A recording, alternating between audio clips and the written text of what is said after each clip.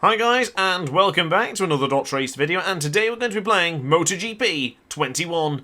Round 3 of our Moto 3 MotoGP 21 career mode is upon us, and it's going to be right here in the America's GP. I cannot wait to see how this unfolds. So today's starting grid will have Grant on pole, McPhee and Rodrigo on the front row, Artigas, Suzuki and Acosta on the second, Alcoba, Toba, Garcia, Fenati, Antonelli and Mino, Masia, Onju, Binder, Guevara, Yamanaka and Koffler, Sasaki, Nepa, Salach, Foggia, Tatai, Cooney, Fernandez, Farad, Izdihar, Rossi, Dupasquier and Felon is all of your riders for today's Grand Prix. We look to the lights for the third time this season, waiting for them to disappear, and away they go! Brilliant start from Grant, up into Bauer setting 3 to get that extra oomph going into the corner. John McPhee up in the inside as well. Gabriel Rodrigo will be going for a lunge as well, you know how he rides, so contact made there from Rodrigo. Grant pushed wide. He's had to take evasive action. He's down to 11th, even behind his teammate Romano Fenati. Passing up the inside. Toba's there as well. Oh! Almost contact between the World Championship leader and Kaita Toba, the winner of Qatar just 2 years ago. Now onto the right side of the tyre. Flick it left for turn 5. Things are getting interesting now as Grant sizes up a move. He's gone for the inside line, but Kaita Toba will have the inside line on the change of direction for turn 7 as he cuts his nose off. Goodness me, Grant had to take evasive action or both men would have been going straight down into the tarmac head first. Now going around the outside of... contact made there from Dennis Onju.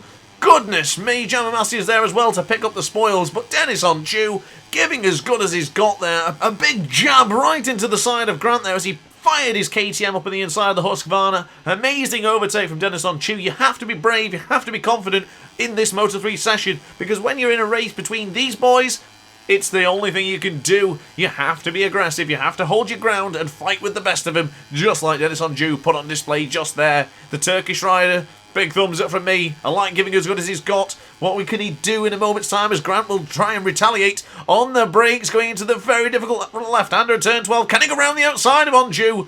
The Turk fights back. Brilliant stuff from Onju. He won't let him go around the outside. Go for a patented DrAce move as we get closer and closer to the Turkish rider. Of course, the Red Bull KTM team, the Tech 3 Red Bull KTM team, is very well blessed to have Dennis Onju, a great rider for someone of his young age. Brilliant lap so far, but things are beginning to just calm down just a little bit, just a small amount now, because it's obviously a long race. Tensions are still flaring, tensions are high, and of course our man who's on the pole position, our World Championship leader, has been pushed so far behind now. He's got all to do the donkey work again. He gets closer and closer with the inside of Dennis Onju. A little bit of contact made there, but thankfully both men are still on board their respectable motorcycles as we go into the left-hand side now for turn 20, really pulling it in, getting closer and closer. Contact made there, just a little bit of carnage, but pushing and shoving each other. Brilliant stuff from the two men. Britain versus Turkey right here in the Circuit of the Americas, and we still have 12 more laps of this one, ladies and gentlemen. This is going to be a phenomenal race if things continue to go on as they are.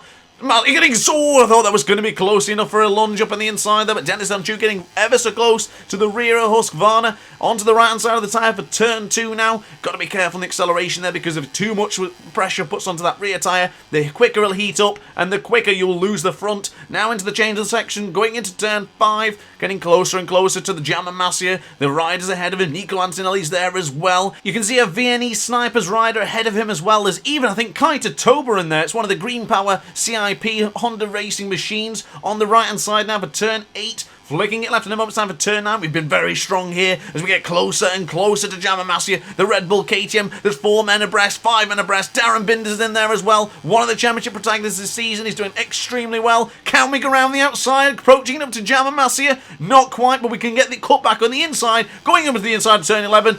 Brilliantly done up on the inside of Jamamasiya. Get into the slipstream of Antonelli. Binder, look at the snake, look how long that line is becoming. Get into the side, look at the speed of Jamamasiya out of nowhere. He will take not 1, but 2, but 3 riders of slipstream. Unbelievable as he just quickly bumps the rear of Nico Antonelli. Grant is pushed wide. Can he go to the inside? Getting closer and closer to Jamamasiya. Up on the inside, he goes to not take 1, but take 2. Brilliant stuff over the inside. Carnage, contact made. Goodness me. Everything is occurring here today in this Qatar Grand Prix. Absolutely unbelievable stuff here. as things are just getting so hot like a Bunsen burner. Things have well and truly climaxed to reaching a whole new temperature. Let's get closer and closer. Contact made there between Nico Antonelli. Things are just not calming down here, and I'm not calming down. I've not even had a chance to breathe yet as this is just going absolutely fantastically. What a Grand Prix so far, ladies and gentlemen. What a Grand Prix. And what a blessing. We still have 11 more laps of this. I don't think my voice can take the pressure much longer, but I can continue to give as good as I've got. I'm just going to be going absolutely gung-ho, just like we've done this past couple of lap times. Now, something I didn't mention, which I should probably have mentioned, is we are running a soft option front tyre. Now, I decided to change things up and go for a soft. Usually as I stand, I always go for a medium to harder front tyres, but this time, to make the racing interesting, to make it competitive, I've gone for a soft option front and a medium rear. Now going into turn 1, getting closer and closer to German Mastier. German Mastier, not where I thought he would be. Grant is also not where I thought he would be. He's further down behind, and of course, Antonelli behind. Dennis Foggia as well has been a big surprise. You really can't predict anything in Moto 3. I've said this many a times before, but I do think Moto 3's action sometimes beats MotoGP and Moto 2 as we get closer and closer to German Mastier now. German Mastier will of course have the inside line just like Kaito Toba did. We won't be making the mistake again. We're trying to let German Mastier cut our nose off just like Kaito Toba did, but we might have the change of direction for turn 8. Definitely thought about it. Let Mastier run in a little bit and then use the speed of Husqvarna to put it out, and contact made there. Goodness me, the contact was so hard that Husqvarna wheelied out of that corner.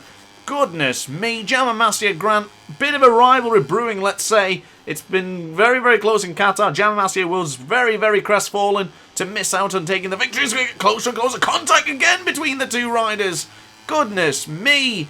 The contact in Qatar, contact in Argentina, I think, and now even contact here in the Circuit of the Americas. Of course, we are not utilising power setting 3 because I do find it gives us too much of an advantage. So I'm still trying to use power setting 2 for as long as possible. And if we really need power setting 3, I'll begin to use it. As we now get into turn 12, brilliant entry there for German Mastier, defending extremely well for the man on the Red Bull KTM. As we get closer and closer into turn 13, turn 14 upon us, as things have calmed down just a little bit now. Of course, it's still a chess match, very much a game of understanding where to overtake. Is it worth overtaking? Is it worth to stay in the line, help each other move over towards the front? Because John McPhee and Gabriel Rodrigo, looks like there's a little bit of a gap down in the bottom left-hand corner of your screen there. The race leader is indicated by that blue sort of... Oh, goodness me! What a move up at the inside between German Mastier and Husqvarna's Grant. Husqvarna's Grant... Oh! Forced wide. Excellent defending from German Mastier. A little bit over-aggressive going into turn 19, but goodness me, he made it stick.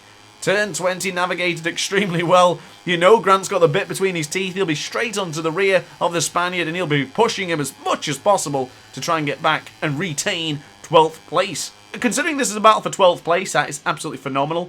This is like a battle for the victory, let alone 12th or 11th place. Unbelievable stuff. From two men who have championship aspirations, of course, both men not giving up an inch as Grant goes around the outside of the Red Bull KTM. He'll have the inside line for turn 3, and then the inside line for turn 4. Excellently positioned, excellent move there from the Husqvarna man. And I'm going to say it, put that in the DrAce archive for overtakes.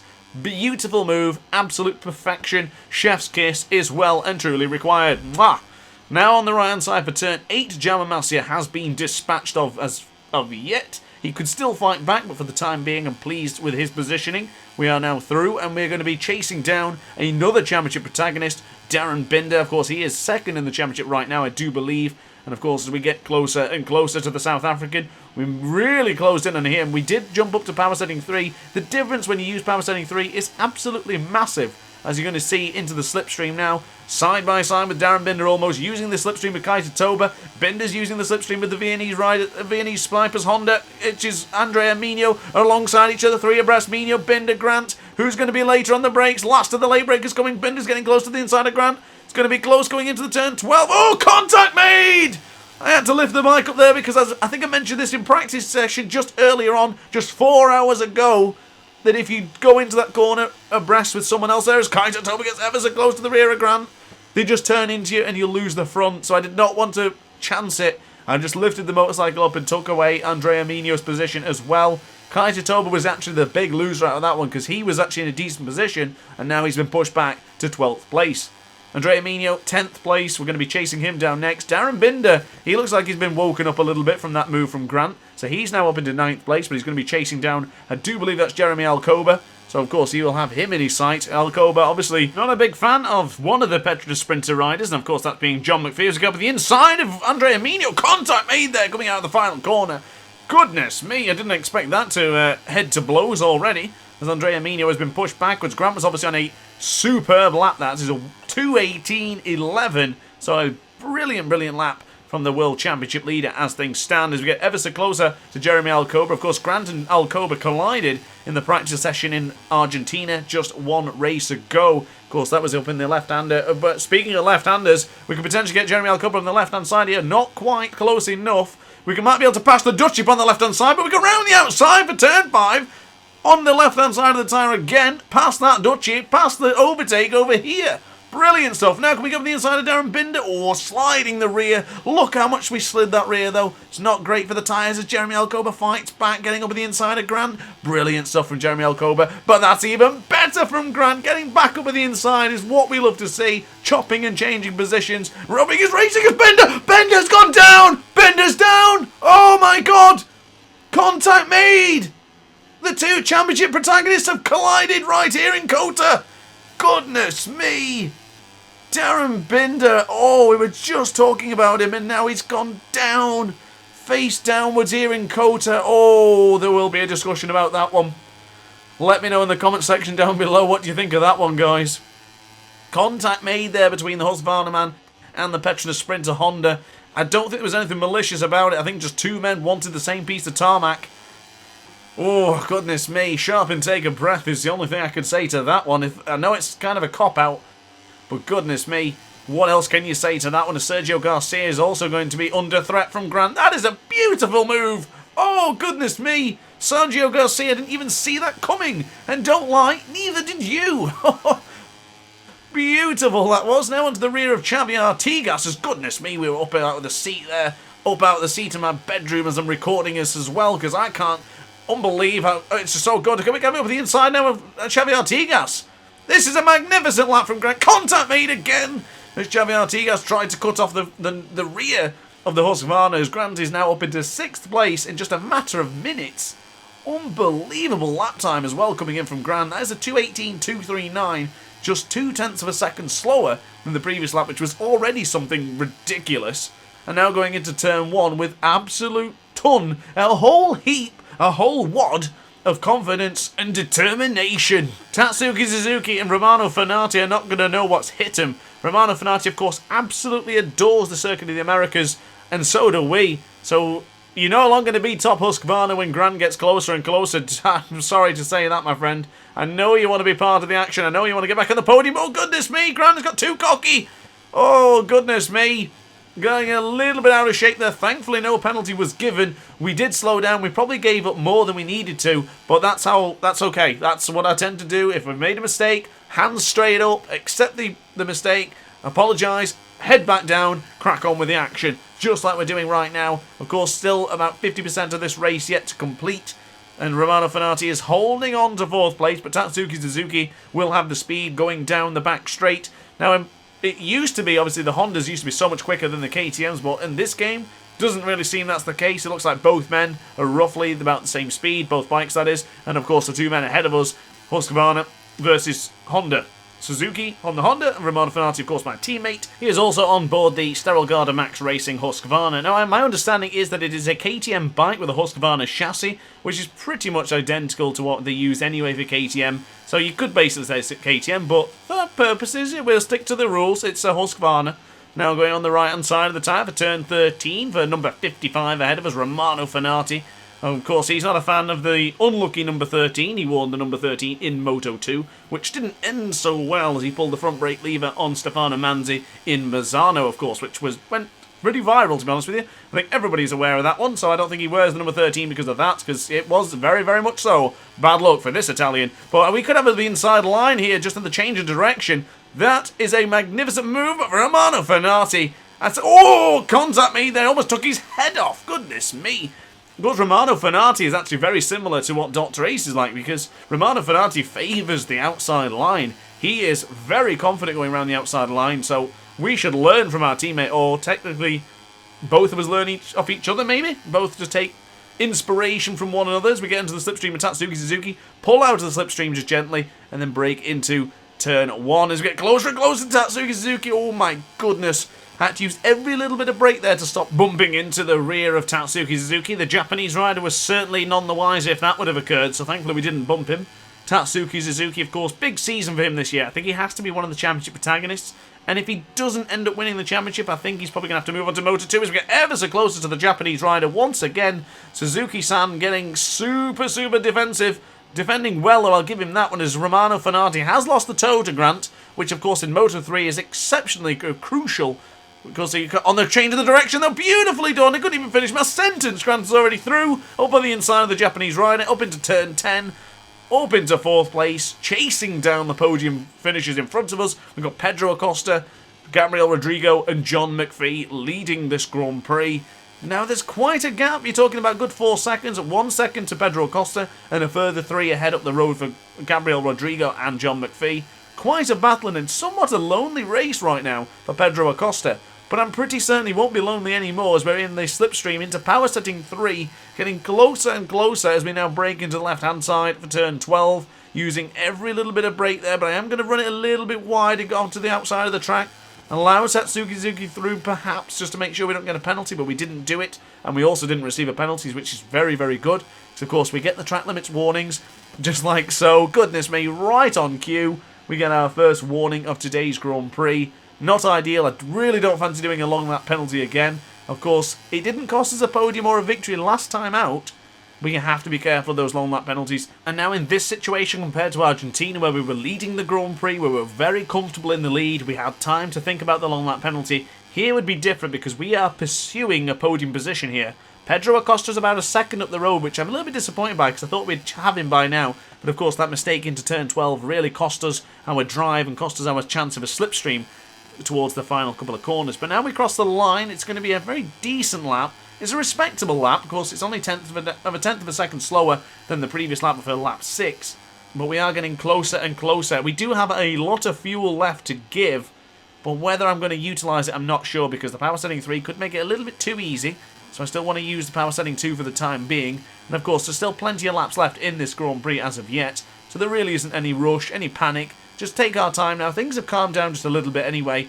It's more so back down to the calming down phase, working out where we can follow Pedro Acosta, working out where the best place to overtake him, and where he is strong and where he is weak.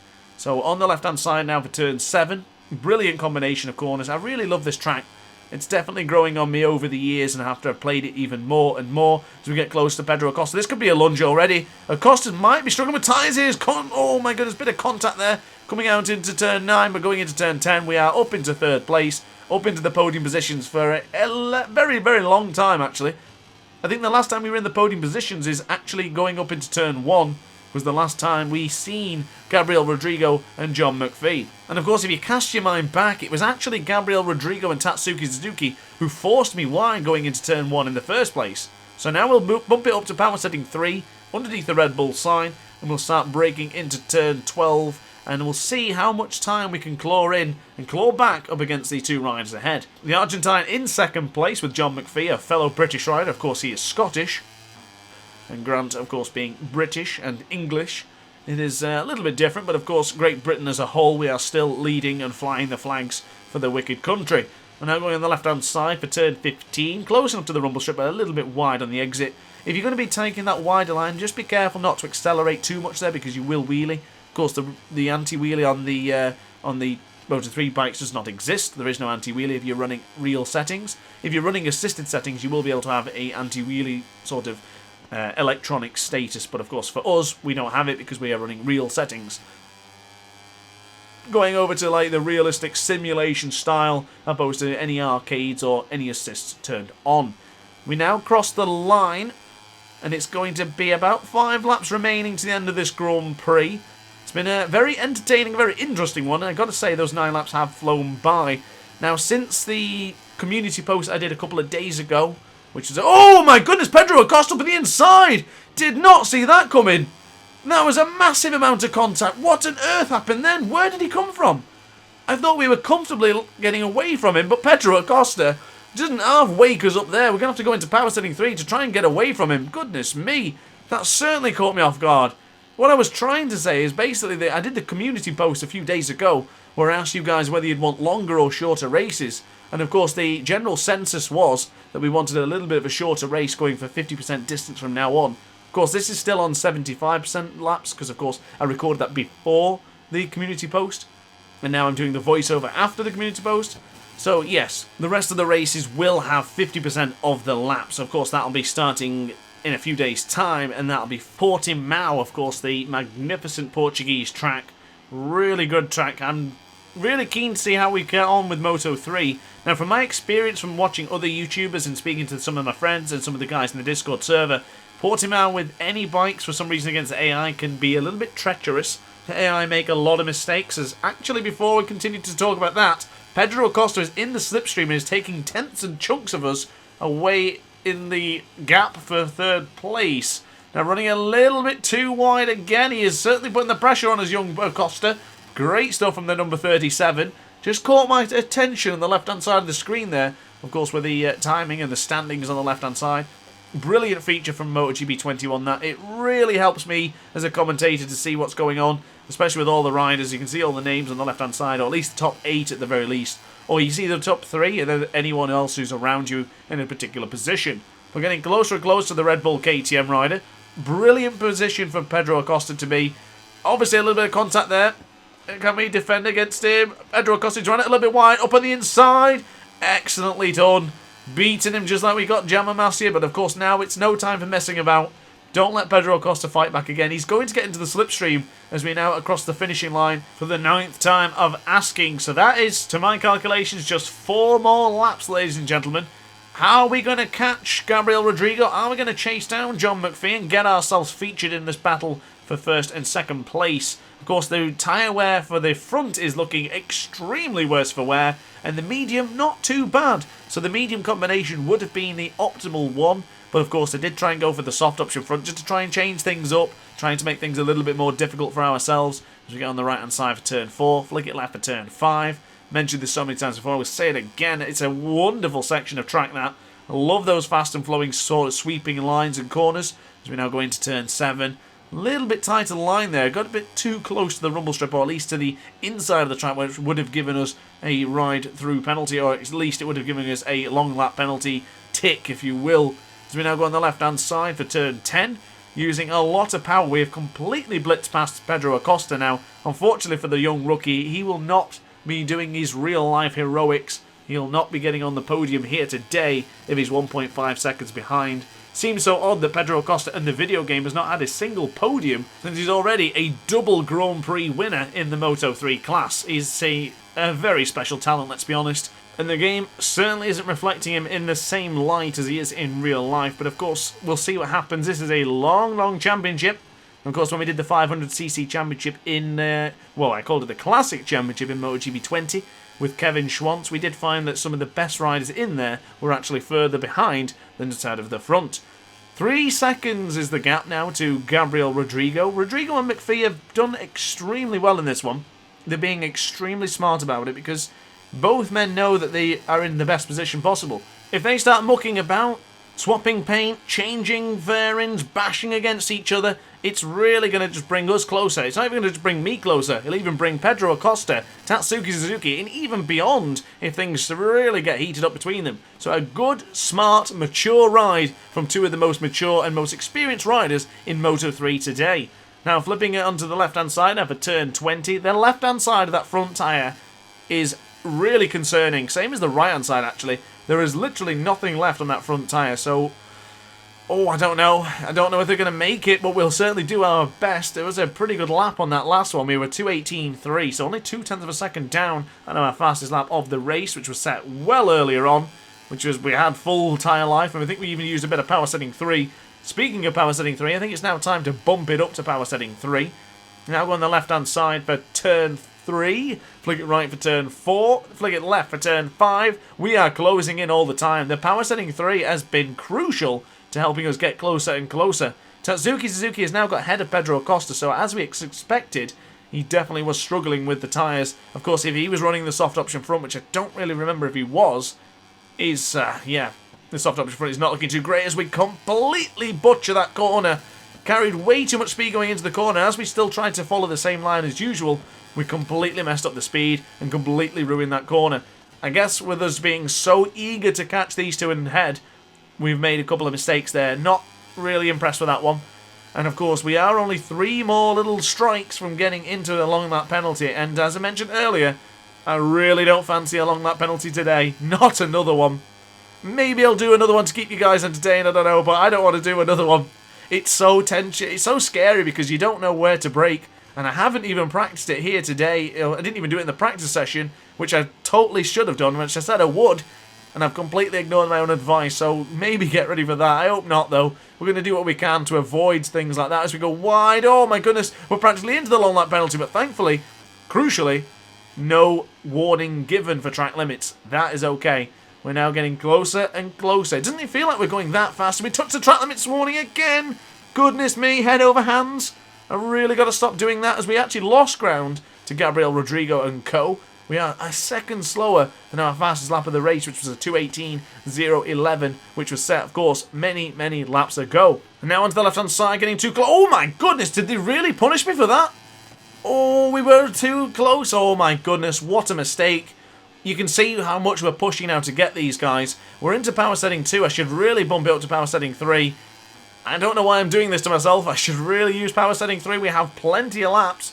So why not? Let's move it up a little bit more. I was trying to make it a little bit more entertaining by just not abusing power setting 3. But at the same time, at this point, I'm pretty certain the aces would really like me to chase down Gabriel Rodrigo and John McPhee.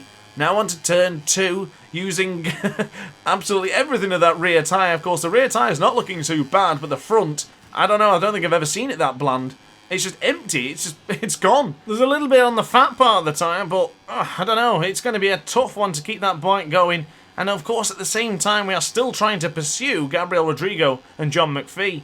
The Petronas Sprinter Honda rider has been in that position since the beginning of this Grand Prix, since I was taken wide into turn 1. So magnificent stuff from John McPhee. Whole shot to the end is what he's trying to do here. It's going to be very, very difficult. It's going to be extremely tough. But if there's a man who can do it, it's certainly John McPhee. Gabriel Rodrigo is looking menacing, though. He's looking really racy now. We're getting closer and closer to the rear of Gabriel Rodrigo. Oh, a bit of a wheelie there coming out the corner. And track limits warning again. Long lap penalty. No! Oh, are you kidding me? No, not again. The problem was we got a wheelie. I know MotoGP 21, you can't move the bike when you wheelie. So I pushed the bike down, which puts me out of kilter. And we went off the track and onto the... Oh my goodness, off the track limit again. It's another long lap penalty for DrAce. It's another long lap penalty for the championship leader. Oh my goodness. What on earth do we do now? 3 seconds behind is Tatsuki Suzuki. We're on the penultimate lap now, guys. What on earth do we do? Answers in the comment section down below. What would you do in this situation right now, in the same case as the Doctor is right now? I'm probably going to have to think about going past these guys and potentially just trying to make that long lap penalty on the last lap. I think you can take a penalty if you don't use the long lap penalty, as in basically at the end of the race you take a chunk of a penalty. But I really don't want to risk it in a Grand Prix. Maybe you'll get a black flag. I don't know. I don't want to risk it. I don't believe you do. I didn't even mention that Gabriel Rodrigo finally got ahead of John McPhee. We're into power setting 3 with 2 laps of fuel remaining, so we got plenty of time. We're into the final lap now. Grant sets the fast lap of the Grand Prix with a 2:17.817. Even after that mistake into turn 12. Can we brake and go up in the inside of John McPhee for turn 1? That is beautiful. Oh, careful. Oh, my goodness. I felt the same way as it did earlier on with Darren Binder. If they touch your rear tyre, for some reason, you just go well and truly over. So we're now pursuing Gabriel Rodrigo with a lot of speed, a lot of determination. This will be the fast lap of the race if we continue at this pace, up by 0.2 of a second, right onto the rear of the Gabriel Rodrigo. Now, the Argentine is getting pressured from every angle, but he won't know that we have a long lap penalty. So Gabriel Rodrigo is just going to defend as well as he would do in any normal circumstances. Unbelievable this has turned out to be now. If things had started to calm down, I felt like we were going to get closer and closer as we now get closer enough to make a move over the inside of Gabriel Rodrigo. Brilliant! Now up into turn 10, we're up into the lead, up by 0.2 of a second, braking hard for turn 11. Goodness me, braking as much as possible, using rear brake as well. Gabriel Rodrigo gets ever so closer on the Comelin Grassini machine, getting closer and closer. He'll take our slipstream, we might have to move away to the little bit to the left or right. 0.2 of a second clear from Gabriel Rodrigo, but we of course have the 3 little letters LLP, the long lap penalty. We still have to tackle that. Breaking into turn 12, we're up by a massive ton as well, up by 0.4 of a second compared to the fast lap of the race earlier on. Now coming out of the corner, we've got to take the long lap penalty, we've got to do it, slow it down, take it steady. We're going to get that awful camera angle in a minute. Right, here we go, watch out for the corner, now full acceleration, go for it, go for it, go for it, we need to hold on to third place. Goodness me, we're so close to the line, so close to the line again, yes! Long lap penalty served, Tatsuki Suzuki is 0.7 of a second behind. Wow, I think we timed that well. I think we did alright there, guys. Goodness me, what a finish this is going to be. This is not what I expected, not for a long shot. I thought we'd be well and truly passing Gabriel Rodrigo and sipping the carver in the top step of the podium, but it looks like we might hold on to third place, although Tatsuki Suzuki is putting the pressure on. He really wants a podium. We're not going to allow it. 2.5 of a second, 0.2 of a second, 0.2 again. Going to be close and close as Gabriel Rodrigo will win today's Grand Prix. John McPhee in second. And Grant takes a valiant third place after the long lap penalty. Well, what a finish! The final results of the Circuit of the Americas are in. John McPhee did not manage to beat Gabriel Rodrigo. He led as long as he could, but Rodrigo wins, McPhee second, and Grant hangs on for third place after the long lap penalty. Quick look at the championship standings. Things have shifted around yet again. Darren Binder dropping down by 2 spots after the crash earlier on. Gabriel Rodrigo up by 2 spots as well, as he now trails Matt Grant by 13 points. Now a look at the team championship, the Sterol Garda Max Racing team, with Grant and Romano Fenati taking the points for today. 66 and 4 does not equal 72, but of course we have a third rider which also earned us points. So they are leading by 4 points over Petronas Sprinter Racing. So guys, a podium finish for Grant, really pleased with that one. It's not what we wanted in the sense of we did want a victory, but at the same time, going far, far back, working our way through the pack, going into the long lap penalty, you can't be too mad at that performance. So guys, thank you very much for watching. I really hope you enjoyed this video. Like, comment and subscribe if you did. Hit the notification bell to be alerted to every single DrAce upload. And upon that note guys, thanks for watching, and ciao for now. Oh hi, didn't quite see you there. Good to see you're still here. If this video didn't quite sate your appetite, then why not watch some more DrAce content by clicking the video shown on screen now. Furthermore, if you would like to follow me on social media, you can do so now with the links down in the description. Consider subscribing so you don't miss a single DrAce video.